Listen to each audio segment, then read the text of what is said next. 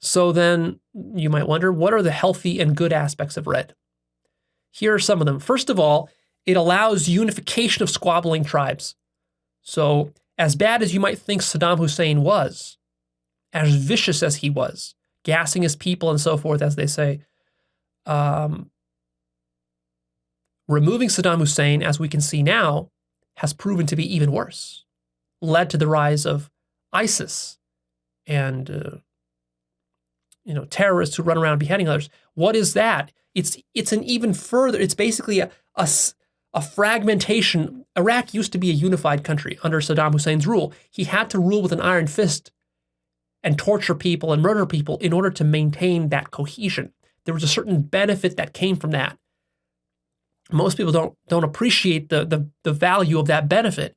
But when it falls apart and it all just turns into a bunch of stage purple squabbling tribes who are trying to do genocide on other neighboring tribes, you can't even have a state. Without a state, that country falls apart and it gets eaten up by other countries who are unified, around the region, like Iran and Israel is unified in that region, and other, Turkey is unified there. And so now they're picking apart the carcass of Iraq and Syria.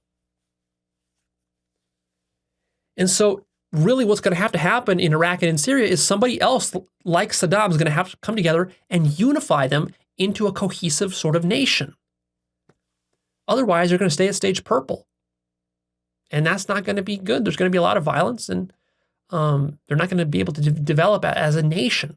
See, a lot of people today, they don't appreciate that nations, countries, this is a relatively new invention. America is only like 250 years old as a country, and other countries are even younger than that. Italy, Germany, we talk about these countries as though they've existed forever, for thousands of years. No, they haven't. There was no Germany. There was no Italy. These were small city-states and regions that were always fighting with each other. Someone had to unify these into solid countries. See? And this was done only recently. Most modern countries have only existed for like 200, 300, 400 years, if even that. Some countries have only existed for 100 years. Try to really appreciate how innovative this idea of a country is. It's amazing that conservatives today, a lot of conservatives are so nationalist, and they talk about like loving our country, loving America, or whatever country you're from. But this, in a sense, this is the idea of a country is such a progressive, modern, liberal development. If you were alive as a conservative 500 years ago, you wouldn't glorify the idea of loving your country. The idea of loving your country would be seen as a radical, utterly leftist, utterly progressive, oppressive, tyrannical thing. Because a country, after all, has to be unified by some sort of higher power. So the paradox of some of these libertarian philosophies is that they talk about how we want America to be free and all this, free from government oppression. But the very notion of a United States is already, in a sense, the thing that the libertarian would have opposed when it was being built in the first place. I've talked about that in my lengthy video about why libertarianism is nonsense. So go check that out if you want to know more.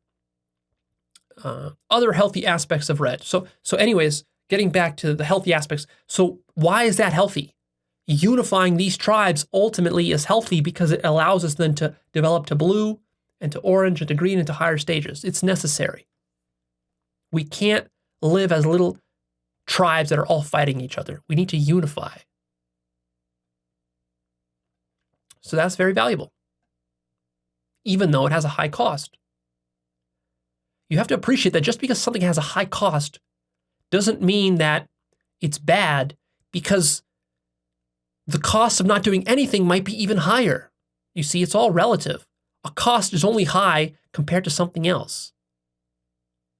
So sometimes you're forced to choose the lesser of two evils, which is what stage red is. Other good aspects of red is that it's fast and decisive in its action. It's not a victim. It doesn't sit around and mope and cry and talk about how it can't do anything. In a sense, being a victim is even worse than being a little bit hot-blooded and angry. Because at least when you're a little bit angry and hot-blooded, you're not in like this suicidal depression. You're able to accomplish things in the world, which is important. You don't feel helpless. The worst thing is when you're utterly, utterly helpless. You can't even get out of bed in the morning. You're so helpless. And then your only option is basically to kill yourself. So at least red is not that.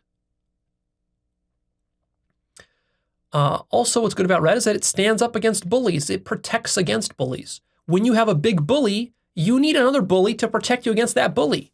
So that's a valid function of red. Appreciate that.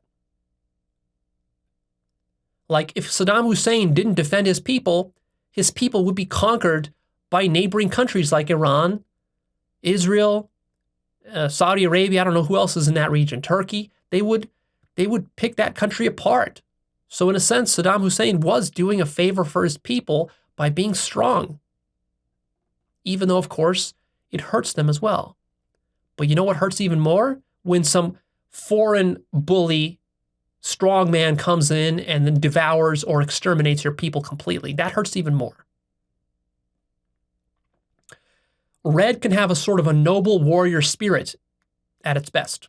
That's also a positive aspect that you might want to even deliberately cultivate. So this list of positive stuff I'm telling you because a lot of you guys who fancy yourselves to be very advanced at stage yellow or green or orange, you might think like, oh, I have nothing to learn from red. Red is just some evil, bad stuff that I shouldn't even study. No, there's probably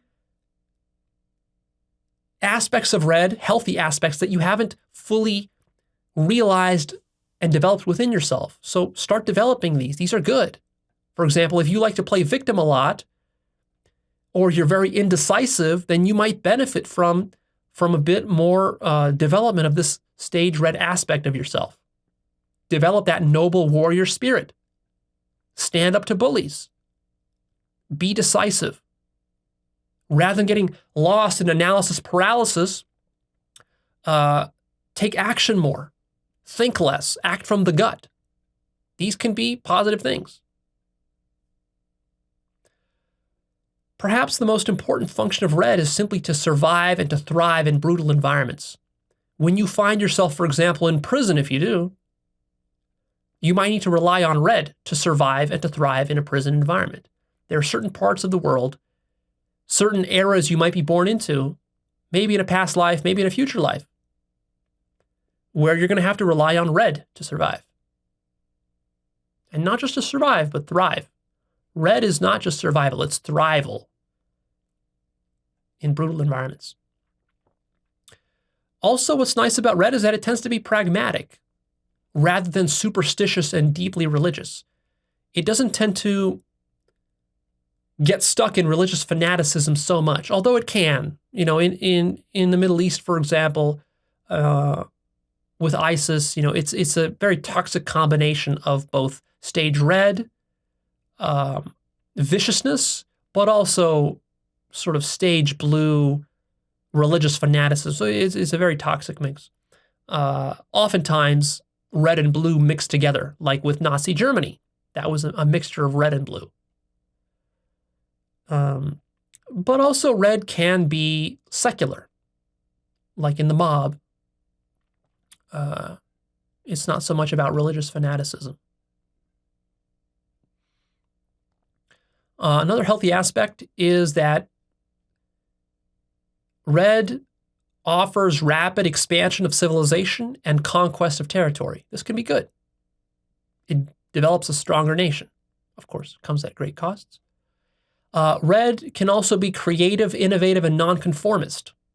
So that's good. It's independent. It can take care of itself. It doesn't mooch off of others.